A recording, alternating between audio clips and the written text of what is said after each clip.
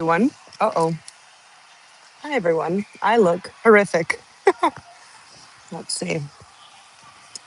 Sorry for the impromptu live stream.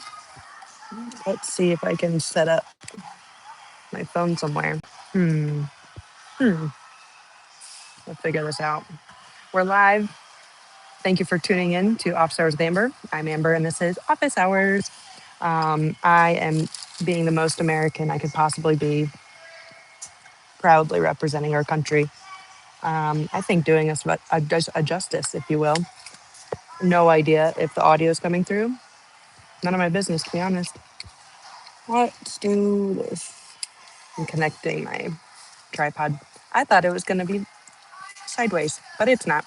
But that's okay. Okay, we're almost there. How silly.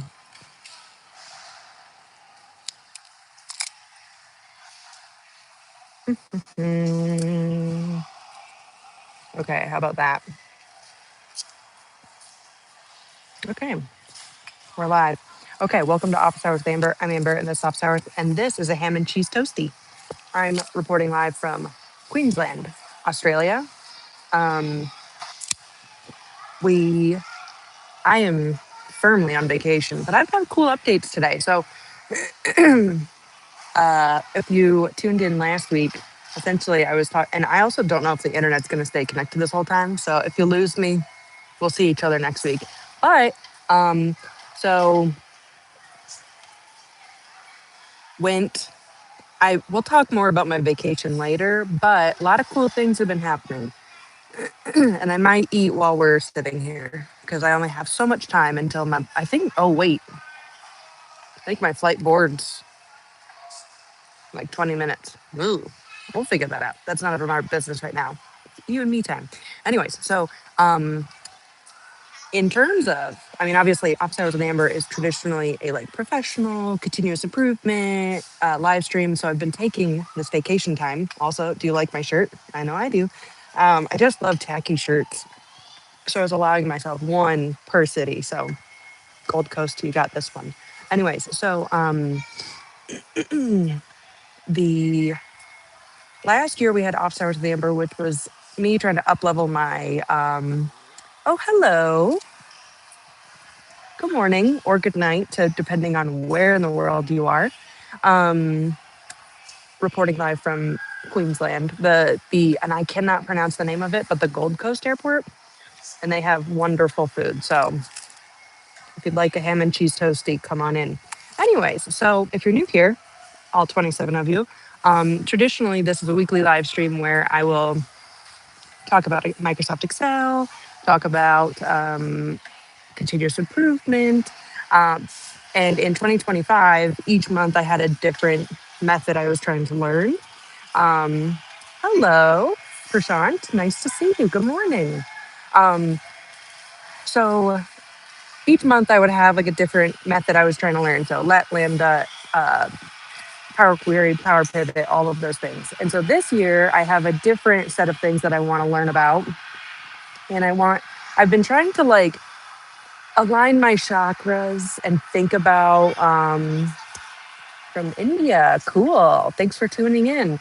Um, so for 2026, I've been trying to align my chakras of what am I growing towards. And so over the past, I mean, the last year, I was so busy that I like didn't take a second to like I had my plan, I did the plan worked. Now I've been in this like kind of flux period where I'm like, I could just set some like arbitrary goals, but I don't like I want to grow towards something intentional. And also if it gets loud in here, sorry, it's an airport. Um so the this year I'm trying to grow towards something relevant that I like care about.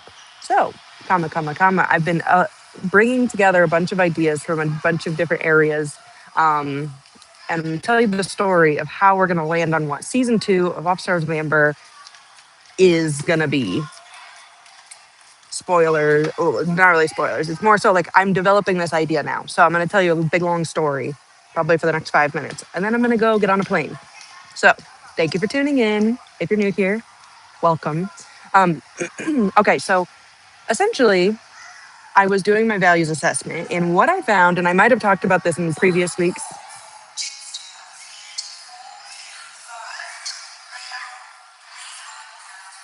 not mine. Okay, we're good. Sorry, thought I was getting on my plane. Anyways, so reevaluating my values, and when I was going through it, what I recognized is there was two values that almost made it in this year to my like top 10 list. And those were courage and like hard work. And that's a crazy thing to say out loud and be honest with myself to say, I actually don't value hard work. Oftentimes it's a requirement to do what I want to do.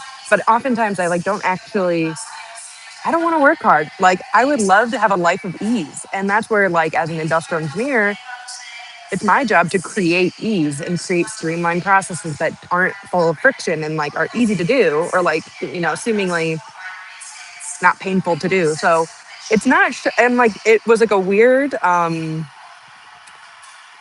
it was a weird moment with myself to like say like although I am an extremely hard worker, I don't value hard work, which is really silly. So I had to really separate out my values versus things I'm just good at and that are required of the life I lead right now. But in pursuit of building a life I want, that is where I realized that ease and grace is kind of um, what I value more, which is interesting because I'd never said it like that. I'm from Michigan, United States. Where are you from? Oh, wait, you said you were from, I think you said you were from India. Yeah, yeah, yeah. Well, welcome. Um, so that was a weird thing. And same thing with courage is I actually like I face a lot of fears often, but I actually don't value facing fears. I would love to just live a life where nothing scares me, like and there's no courage without fear. So I actually like have you ever used babysitter? It helps a lot. Baby batter. No, I haven't. Um so that was a weird like moment that I had with myself, and that leads into a lot of other things that I'm about to say. So first start with values, and then I looked into the fear thing a little bit because I've got that's disgusting. Let's perhaps uh, let's get rid of that.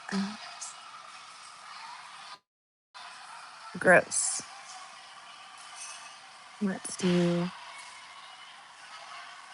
beep. Okay. Okay. So when going when doing this is a loud airport. Thank you so much. So, looking forward into what I want to do this year, basically my business, I used to have this like idea of like, I want to make this much money in this amount of hours. But really, at the base of all of that, I actually just wanted to be able to have a sustainable business without creating a lot of stress and burnout for myself. Crazy idea. So, there's a lot of, and as an industrial engineer, that's a systems engineer, like a process engineer. So, that's where I need to like I had to look inwards and say, why does the systems engineer not have proper systems in place? I mean, I have systems, but just like they haven't had a tune up. Like I'm very good at helping other people with their businesses. I'm like, whoa, whoa, whoa. So this year, I'm trying to engineer the engineer. And so that was like the first iteration of the thought. But then I kind of double clicked into that. And I've got this equation, hypothesized equation for growth, which is value, accountability, novelty, capacity. Multiply all those together, you get growth. But there is actually an unsung variable that wraps around the entire outside of that, which I think all of that multiplied by fear. So like if you're afraid, I find I've been observing my own behaviors, and I find when I'm afraid of failure or afraid of um like being bad at something, or like if there's any bit of fear in my ecosystem, it creates a lot of tension. So to combat that, I da, da, da, da, worked with Emily Williams, and she's got such a wonderful bingo card system and kind of lottery system. Of she has all these tasks that she would like to get done throughout the year, big, small, hard, easy tasks that she just needs to take some time for. And she has a really cool system of being able to like kind of randomly pull those out of a hat.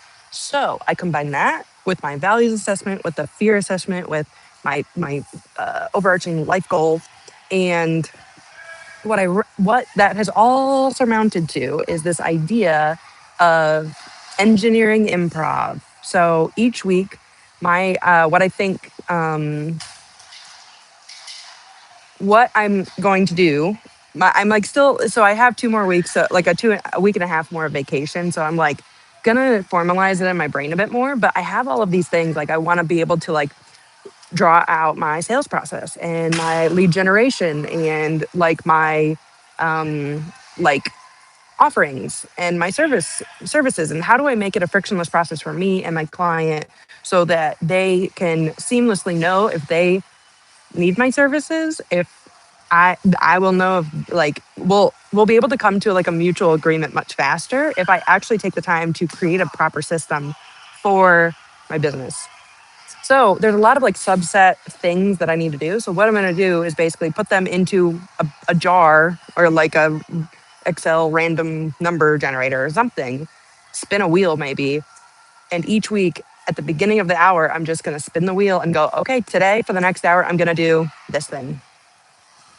And that there's parts of me that the nice thing is like, I think once I realized that I'm actually very good to just like, I already did 52 live streams. So like going with the flow on like live and like randomly isn't the issue. So why would I preliminarily schedule things in my year that make me nervous or like I'm afraid to complete? And then instead it's just like, no, I pull it out of a hat and I have the next hour to get as much started. And oftentimes that's the biggest part is you just need to get started. And then once you're in the middle of it, you're like, wait, why was I so nervous about this? So 2026 engineering improv, which is season 2 of Offshore with Amber. Which truly, I mean, I'm still going to be using Microsoft Office for a lot of this stuff. And so maybe a little bit more Airtable than I think most of the Excel community would like to see, but whatever, it all works together. So I'm excited to engineer the engineer with engineering improv. But yeah, that's kind of the vibes for this week. I need to eat before my flight boards. We'll see. But yeah, how will you put everything in alignment if you could share ideas? So I'm I've got some idea. Like I kind of I do a lot of self assessment, and I look at my like current landscape of my business, and I'm very good at identifying frictions. I'm like, where do I get tripped up when I say like, oh hey, I'll get that contract back to you in a day or two? It always ends up being 3 or 4 days because I sit and I question and because I haven't taken the preliminary time to make a contract I believe in. Every time I go to do it with a new client, I like stall. Like I am like behind myself, going like just questioning everything. And so I need to take these weekly like hour slots with this live stream series to do the preliminary work. So it's kind of like saying stay ready instead of like stay ready so you don't have to get ready. You know what I mean? So like this is the process of me. Also, the funny thing is like I'm building this and all like building my business publicly. So then if there's another fractional engineer, freelance someone that wants to build their stuff, they can see that like, hey, look, the the systems engineer also has to like intentionally build her system. So like I think it's a nice way. It's kind of like a meta concept of like, I was so loud. Understandably, I'm in her house. Anyway, it's a little meta to be like engineer the engineer to show other people and potential new clients, hey, this is the way I work and this is what I have going on. And if they like the vibes, cool. And if not, no worries. So, anyways, um, yeah, I think so. The next 2 weeks, I'm gonna be formalizing like what the tasks and the bins are because some things like if one of my tasks is analyze my sales data, but then I don't have any sales data because I didn't collect it properly. Like there's some things that are going to be like have predecessors and dependencies. So like I still have to map everything, but thankfully I'm feeling like in alignment with this is a necessary step to build the business and the life I want. sustainably so that I can continue operating it. Because I think I often get into a position where I burn out and then it's like weeks go by and then I have to come back to it. So, yeah. But, anyways, okay. I'm going to eat my breakfast and I will be back next week. But how do you maintain motivation factor in everyday life? I actually don't. So, um, I I think it was Layla Hermosi or like a million people have said it, but like it's kind of like fuck your mood, follow the plan. So like each week, no matter what, I have this hour, like basically every Monday, 7 p.m. Like I don't go live because I'm ready, obviously. There's a lot of things right now that are not ideal, and I look like a fool in an airport.